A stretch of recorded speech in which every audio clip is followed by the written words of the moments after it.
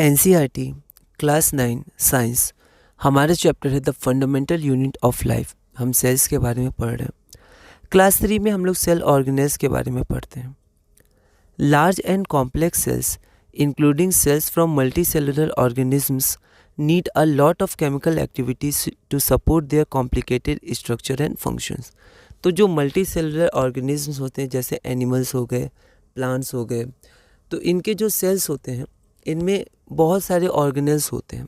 ऐसा क्यों होता है? ऐसा इसलिए होता है क्योंकि हमें बहुत सारे फंक्शंस परफॉर्म करने होते हैं, जैसे न्यूट्रिशन हो गया, रेस्पिरेशन हो गया, एक्सक्रीशन हो गया, उनमें प्रोटीन्स का फॉर्मेशन हो गया, बहुत सारी चीज़ें करनी पड़ती हैं।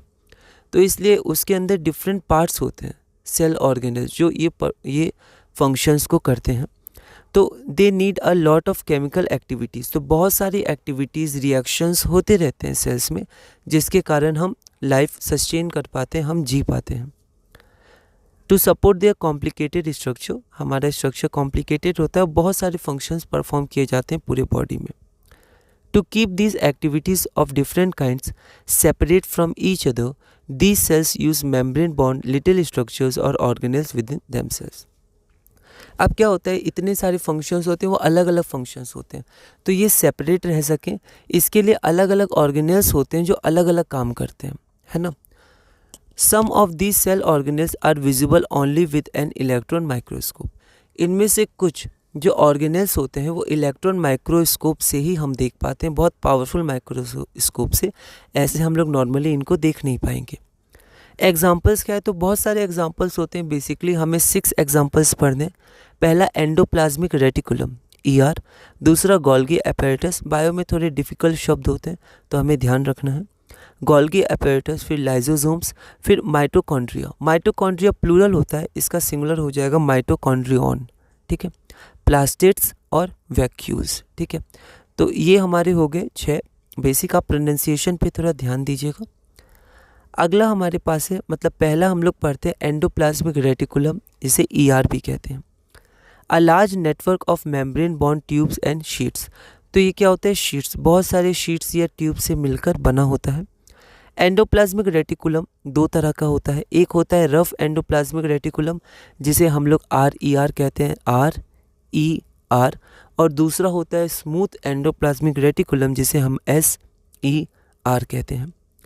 जो RER होता है, रफ एंडोप्लाज्मिक रेटिकुलम, वो रफ क्यों होता है? मतलब माइक्रोस्कोप में देखा गया तो वो रफ दिखा क्यों? क्योंकि उसमें राइबोसोम्स प्रेजेंट होते हैं। It is rough due to the presence of ribosome.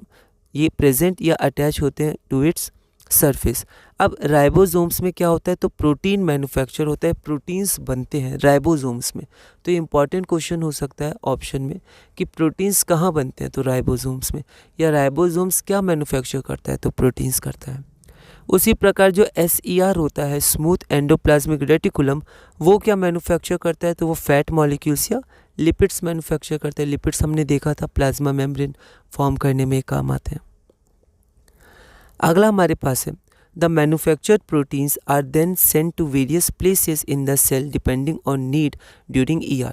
तो मान लेते हैं सेल है हमारे पास, बीच में न्यूक्लियस है। तो ये जो रफ एंडोप्लाज्मिक रेटिकुलम होते हैं, कुछ यहाँ ऐसे होते हैं, इनमें ऐसे ऐसे राइबोसोम्स होते हैं। तो यहाँ जो मैन्युफैक्चर होता है प्रोटीन्स, वो सेल में अलग अलग जगह काम आता है। तो यहाँ से वो क्या होता है?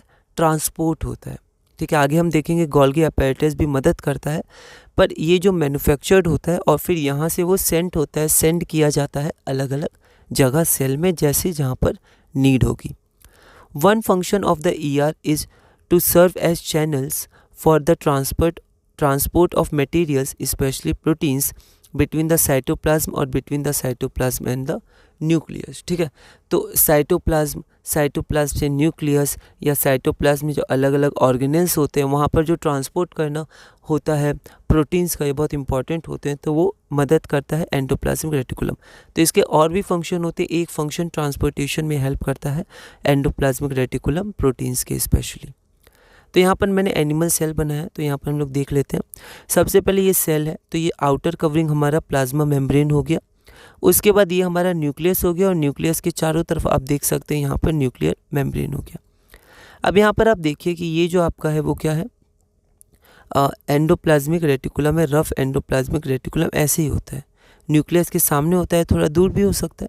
तो ये न्यूक्लियस से ऐसे कनेक्टेड होता है, तो यहाँ पर न्यूक्लियस में ट्रांसपोर्ट या साइटोप्लाज्म में ट्रांसपोर्ट, ठीक है, तो यहाँ पर ये मदद करता है। उसके बाद ये होता है smooth endoplasmic reticulum. Plant cell में ये थोड़ा अलग तरह का दिखता है, तो जैसे एनसीईआरटी में था वैसे ही मैंने बनाया है। तो एनिमल सेल में ये ऐसा है। यहाँ पर आपका साइटोप्लाज्म है, ये जो फ्लूइड होता है जिसमें सारे ऑर्गेनेल्स होते हैं, जैसे एंडोप्लाज्मिक रेटिकुलम, आरईआर, एसईआर, तो ये साइटोप्लाज्म हो गया। तो यहाँ पर मैंने साइटोप्लाज्म बना दिया है, ठीक है। और साथ में ये देखिए रफ क्यों है, क्योंकि इसमें से दाने दाने जैसे क्या होते हैं, राइबोसोम्स होते हैं। अलग भी हो सकते हैं, जैसे ये अलग है थोड़ा और ये इसके ऊपर है, तो ये सब क्या है, राइबोसोम्स है, ठीक है। आगे हम लोग बढ़ते हैं। आगे हमारे पास है गोल्गी अपैरेटस। तो the material synthesised near the ER, जो ईआर में मटेरियल सिंथेसाइज होता है जैसे प्रोटीन, इस पैकेज्ड, उसको पैक करके डिस्पैच मतलब भेजा जाता है to various targets inside and outside the cell through Golgi apparatus. तो गोल्गी अपैरेटस जो बनता है ईआर में, उसको पैक करना, उसको मॉडिफाई करना और उसको डेस्टिनेशन पे भेज देना, वो गोल्गी अपैरेटस की तरह, मतलब गोल्गी अपैरेटस वो काम करता है एक तरह से। इट्स फंक्शंस इंक्लूड, तो उसके फंक्शंस क्या क्या होते हैं, द स्टोरेज करना, मॉडिफिकेशन करना, पैकेज करना और प्रोडक्ट इनटू वेसिकल्स। वेसिकल्स हम कह सकते हैं, मतलब कुछ होते हैं, मतलब वेसिकल्स ऐसे समझ सकते हैं जिसके अंदर पैक होता है प्रोटीन या कुछ भी और फिर उसको भेज दिया जाता है, ठीक है। तो ये गोल्गी अपैरेटस ये काम करते हैं, पैकेजिंग का और डिस्पैच करने का। The Golgi apparatus is also involve in the formation of lysosomes. तो लाइजोसोम्स को भी ये फॉर्म करते हैं, ठीक है। एक क्वेश्चन भी एनसीईआरटी में कि अगर गोल्गी अपैरेटस नहीं होगा तो क्या होगा, ठीक है। तो पैकेजिंग, डिस्ट्रीब्यूशन नहीं हो पाएगा, और डिस्ट्रीब्यूशन नहीं होगा, प्रोटीन से अदर मटेरियल्स पहुंचेंगे नहीं अलग अलग पार्ट्स में, तो फंक्शंस नहीं हो पाएगा, फंक्शंस नहीं हो पाएगा तो केमिकल एक्टिविटीज़ नहीं हो पाएगी, जिसके कारण धीरे धीरे सेल्स जो है वो डेड हो जाएंगे, ठीक है। और साथ में लाइजोसोम्स क्या करते हैं, वेस्ट डिस्पोज करते हैं। हम लोग देखेंगे वेस्ट मटेरियल हटाते हैं, तो अगर लाइजोसोम्स का फॉर्मेशन नहीं हो तो वेस्ट मटेरियल उसमें बढ़ता जाएगा, जो कि सेल के फंक्शंस को अफेक्ट करेगा। तो यहाँ पर अगला हमारे पास फिर से देखिए, यहाँ पर मैंने एनिमल सेल बनाया है। तो यहाँ पर ये वही सारे हैं जो हमने अभी डिस्कस किए, बस यहाँ पर ऐड क्या कर दिया मैंने, तो यहाँ 2 बार साइटोप्लाज्म लिख दिया था, तो एक ही बार हम लोग लिख देंगे। तो यहाँ पर ऐड मैंने कर दिया गोल्गी अपैरेटस। तो ये ईआर के सामने है, तो यहाँ से यहाँ हम कह सकते हैं जाता है, यहाँ पर पैक होता है और फिर अलग अलग जगह डिस्ट्रीब्यूट हो जाते हैं। तो ऐसे हमारे गोल्गी अपैरेटस होते हैं। अगला हम लोग देखते हैं लाइजोसोम्स। तीसरा, लाइजोसोम्स क्या होते हैं, मेम्ब्रेन बाउंड होते हैं, क्योंकि हमने देखा था एनिमल सेल, प्लांट सेल, ये यूकैरियोटिक सेल्स होते हैं और इनमें जो सेल ऑर्गेनेल्स होता है वो मेम्ब्रेन बाउंड होता है। तो membrane bound sacs filled with digestive enzyme, तो ये सैक होते हैं, ठीक है। छोटा सा हम लोग बोल सकते हैं स्टोरेज की जगह होते हैं जहाँ पर क्या क्या स्टोर रहता है, digestive enzymes.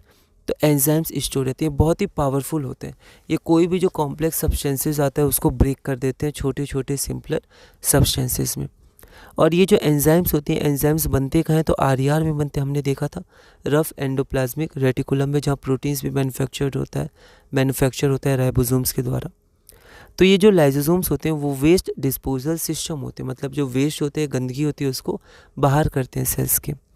It keeps the cell clean by digesting, क्या क्या डाइजेस्ट करते हैं, जैसे बैक्टीरिया है, बैक्टीरिया हो या फिर कोई फॉरेन मटेरियल हो जो ज़रूरी नहीं हो अंदर आ जाए, और फूड है उसको डाइजेस्ट करते हैं। वॉर्न आउट सेल ऑर्गेनेल्स, कुछ सेल ऑर्गेनेल्स जो होते हैं वो अगर वॉर्न आउट हो गए, ख़राब हो गए, डैमेज हो गए, ओल्ड ऑर्गेनेल्स हो गए, पुराने हो गए, तो उसको भी ये डाइजेस्ट कर लेते हैं, ठीक है, उसको ब्रेक कर देते हैं। अब lysosomes break complex substances into simple substances with the help of powerful digestive enzymes।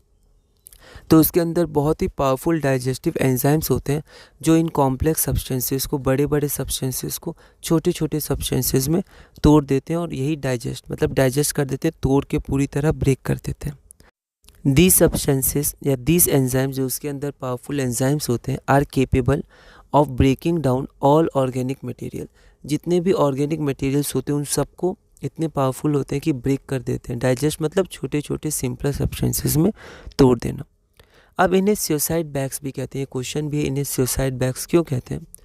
During the disturbance in cellular metabolism, तो सेलुलर मेटाबॉलिज्म होता है, सेलुलर फंक्शंस जो होते रहते हैं, अगर उनमें कुछ दिक्कत आई for example when the cell gets damage, अगर सेल डैमेज हो गया तो लाइजोसोम्स में बर्स्ट, वो क्या करते हैं, फट जाते हैं। तो उसके अंदर जो डाइजेस्टिव एंजाइम्स होते हैं पूरे सेल में बिखर जाते हैं, वो पावरफुल होते हैं, तो पूरे सेल को डाइजेस्ट कर लेते हैं, मतलब एक तरह से सेल डेड हो जाता है। तो during the disturbance in cellular metabolism, for example when the cell gets damaged, lysosomes may burst and the enzymes digest their own cell. तो एंजाइम्स होते हैं वो अपने सेल जिसके अंदर है उसी को डाइजेस्ट कर देता है। Therefore lysosomes are also known as the suicide bags of a cell। तो लाइजोसोम्स को सुसाइड बैग्स भी कहा जाता है। क्वेश्चन भी है, इंपॉर्टेंट है। तो इसी तरह हमने क्लास नंबर 3 पूरी की। क्लास नंबर 4 में हम लोग अगले सेल ऑर्गेनेल, इंपॉर्टेंट है, माइटोकॉन्ड्रिया के बारे में पढ़ेंगे। ये प्लूरल होता है, इसका सिंगुलर माइटोकॉन्ड्रियन होता है। तो अगले क्लास में हम लोग माइटोकॉन्ड्रिया पढ़ेंगे और धीरे धीरे आगे बढ़ेंगे।